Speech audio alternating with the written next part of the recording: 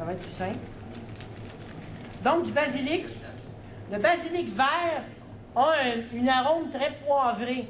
Fait que l'avantage que ça a, d'ailleurs, vous devez commencer à le sentir un peu ici au bar, l'arôme se répand assez rapidement.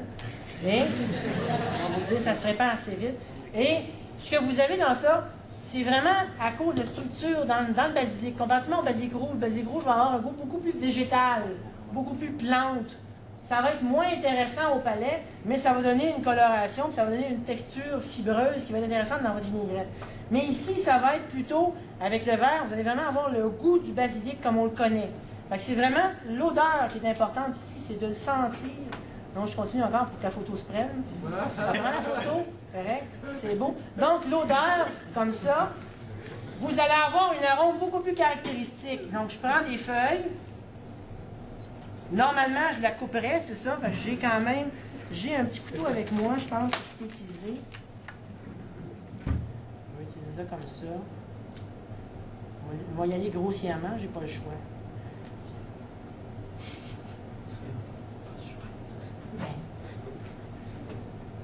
C'est beau? Vous le voyez bien, tout est beau. Parfait. Ensuite, la menthe. Donc, la menthe. Hein? La menthe verte.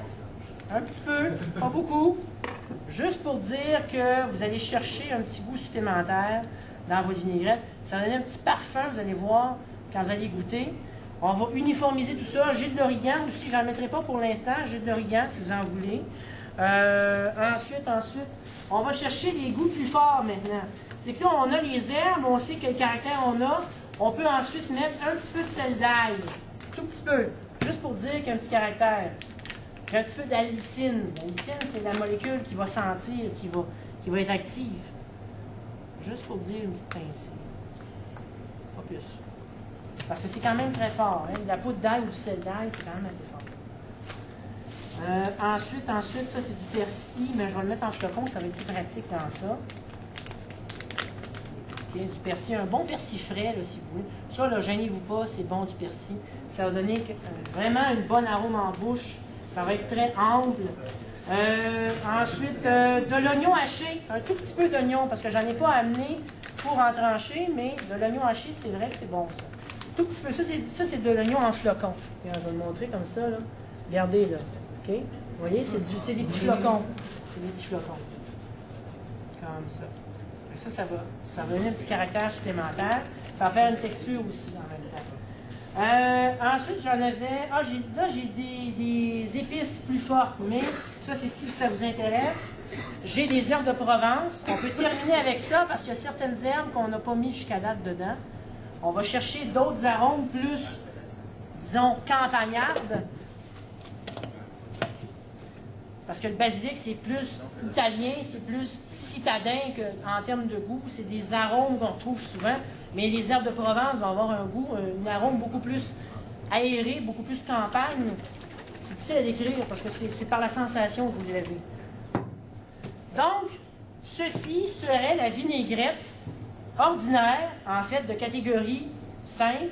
Mélanger les choses ensemble, mélanger vinaigrette, c'est-à-dire vinaigre avec de l'huile. Et c'est à peu près tout. On va en faire une autre maintenant, similaire. Donc, elle ne sera pas compliquée à faire. Je vais aller au même rythme. Donc, on refait la même chose, à peu près l'équivalent en volume. Vous allez voir la différence avec, juste en ajoutant, je vais mettre moins d'herbes, je vais mettre plus de confiture. Vous allez voir la structure que ça va donner après. Dans le palais, vous allez voir la différence. Quand vous allez vous approcher pour venir goûter, là, je vais vous préparer du pain là, dans un bol. Que vous allez avoir, j'ai des assiettes aussi, vous pourrez vous alimenter avec les assiettes, il n'y a pas de problème. Donc, vous mettrez 2-3 petits morceaux de pain. J'ai des petits pâtés aussi dans le... Parce que les pâtés, on atteint la dernière étape du mélange, de l'uniformisation du mélange. Avec le pâté, on va chercher, parce qu'on va faire cuire la viande, on va chercher l'uniformisation du mélange avec les saveurs et avec la structure finale. Et donc, on atteint le maximum, je dirais, dans une structure de mélange comme ça, dans une structure d'émulsification. Là, j'ai mis un petit peu plus de moutarde. Regardez, la coloration elle est légèrement différente, mais je pense que je vais rajouter un petit peu d'huile parce que j'ai pas assez de consistance d'huile là-dedans. Comme ça, un petit peu plus, pas beaucoup. On va mettre du jus de tomate pour augmenter notre volume. Comme ça. On va brasser ça. Je ne mettrai pas d'huile de sésame parce que l'huile de sésame a un caractère trop fort, mais vous pourrez vous en mettre dans votre assiette pour y goûter. Je vous le conseille d'aller voir, c'est très très aromatique, c'est très fort en parfum.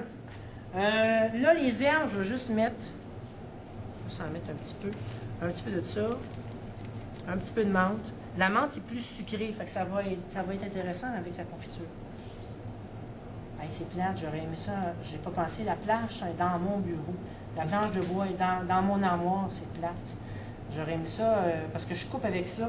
Ce que je vais faire, c'est qu'avant, juste avant de vous servir, je vais aller la chercher en courant, je vais revenir, je vais pouvoir vous préparer des choses, des coupes ici, ça va être intéressant, avec les tomates. Ensuite, la confiture. La confiture, vous pouvez prendre la Smucker's, elle est très sucrée souvent. J'ai pris la choix du président, elle est correcte aussi pour les fraises, ça va, pas de problème. On tape en dessous, parce qu'on fait monter l'air en haut, ça s'ouvre d'un seul coup. Il n'y a pas de danger, ça s'ouvre facilement. Les ustensiles, on va me prendre une petite cuillère. Avec ça, vous êtes bon là, pour survivre en appartement. Là. Avec tout ce que je vous dis, là, vous ne pouvez pas avoir de problème. Donc, généreusement en confiture. Comme ça.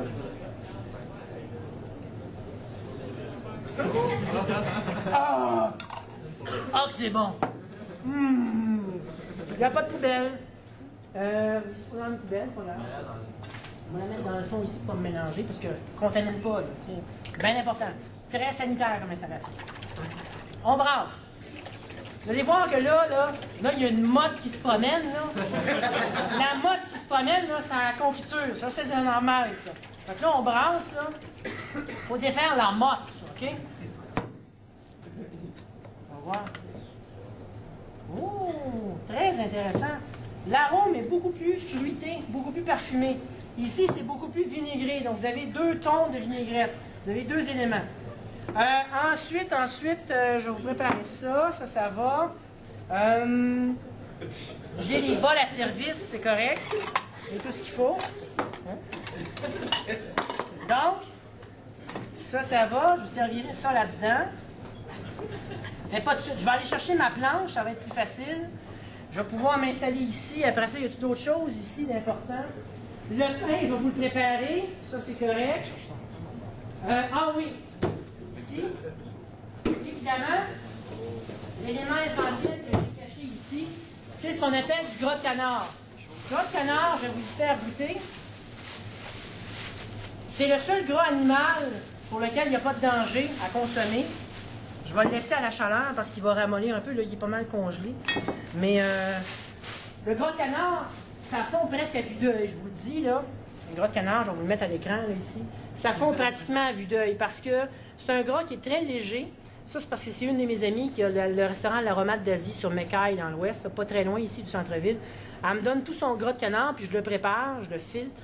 Il est beau, il devient tout blanc parce que j'enlève toutes les petites particules de carbone après la cuisson. C'est le gras qui vient de tous ces canards qu'elle fait cuire, en grande quantité, puis qu'elle conserve de côté, mais elle récupère tout le gras, puis elle le met dans des pots, dans des gros contenants, dans des gros cylindres en plastique ou en métal. Puis moi, je le récupère comme ça, puis je le filtre. Fait que quand il est beau,